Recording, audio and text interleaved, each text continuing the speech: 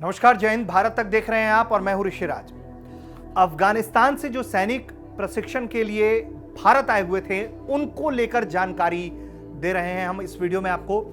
जो सैनिक अफगानिस्तान से भारत आते हैं प्रशिक्षण लेने के लिए, अफगान सेना में सेवा देने के लिए, उन्हें भारत तैयार कर रहा था।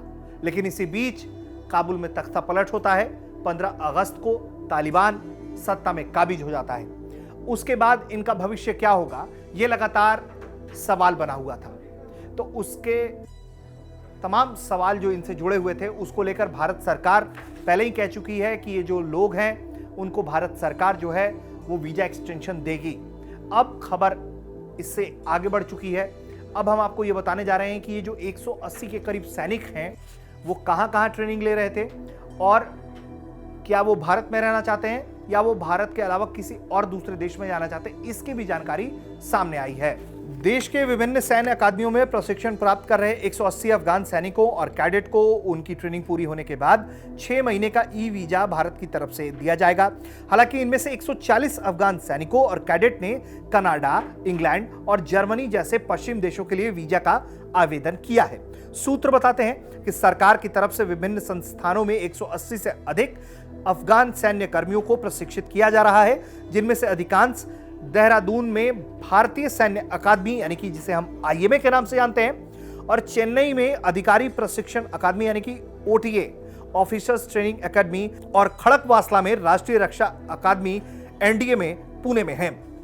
रक्षा अधिकारियों ने बताया कि 2001 के बाद अफगानिस्तान में राष्ट्र निर्माण के प्रयासों के तहत इन अधिकारियों और कैडेट्स के प्रशिक्षण और अन्य खर्च भारत द्वारा वहन किए जा रहे थे। इन कैडेट्स और अधिकारियों का भविष्य अनिश्चित है क्योंकि उनकी सेना पहले ही आत्मसमर्पण कर चुकी है और तालिबान देश की सत्ता में है। अफगान सैनिकों और कैडेट को वीजा का प्रस्ताव दिया जाएगा, ऐसी जानकारी दी गई है। अब सैनिकों और कैडेट पर निर्भर करेगा कि वो अपने भविष्य को लेकर क्या फैसला करते हैं। विदेश में शरण लेने वाले सैनिकों और कैडेट के अलावा कई ऐसे भी हैं जो भारत में ही रहना चाहते हैं और इसके लिए संबंधित एजेंसियां उनसे संपर्क में भी है। दरअसल ये पूरी स्थिति इसलिए पैदा हो गई क्योंकि अफगानिस्तान की जो सेना थी उसने तालिबान के आगे आत्मसमर्पण कर दिया और बहुत तेजी से वहां सत्ता परिवर्तन हो गया। अब ये सैनिक अपने देश वापस अगर लौटते भी हैं तो यहां उन्हें अपनी जान का खतरा है। कारण यह है कि क्योंकि अफगानिस्तान में तालिबान जब से सत्ता में आया तब से वो चुन चुनकर अफगानिस्तान सैनिकों को कई मौके पर एग्जीक्यूट कर चुका है। यहां तक कि जो फाइटर पायलट्स हैं वो भी एक बड़ी संख्या में अफगानिस्तान छोड़कर जो है वो दूसरे देश जा चुके हैं। 143 के करीब फाइटर पायलट्स जो हैं वो दूसरे देशों में शरण लिए हुए हैं, छुपे हुए हैं कहीं, ताकि वो अपनी जान बचा पाएं। और उनके साथ कुछ जो है वो फाइटर जेट्स भी वो साथ लेकर गए थे, हेलीकॉप्टर साथ लेकर गए थे, जिसे तालिबान अब वापस मांग रहा है। ऐसे में जो सैनिक भारत ट्रेनिंग के लिए आए हुए थे, जो अधिकारी भारत में ट्रेनिंग के लिए आए थे, जिन्हें भारत ट्रेन कर रहा था, उनको भी अपने भविष्य की चिंता सता रही है। इसीलिए भारत सरकार ने उन्हें ई वीजा 6 महीने तक के लिए देने की बात कही है।